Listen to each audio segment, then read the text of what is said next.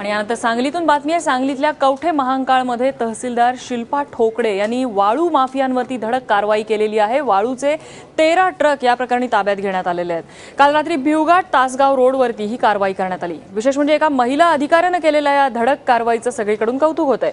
ही वाळू पंढरपूरहून सांगली, कोल्हापूर आणि मिरज भागात नेण्यात येत होती। या कारवाईतून जवळपास 36 लाखांचा दंड वसूल होईल अशी माहिती तहसीलदार शिल्पा ठोकड़े यांनी दिलेली आहे।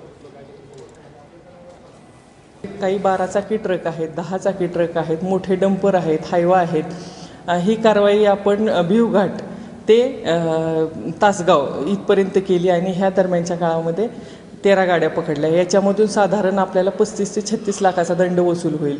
आत्तापर्यंत तर मी सांगितलंच की 1 कोटी 36 लाखाचा दंड वसूल केलेला आहे। आता वाळूच्या कारवाया होणार नाहीत आणि ही लोक आपलीच आहेत असं समजून त्यांनी गाड्या काढल्या आणि ह्या गाड्या सापडल्या।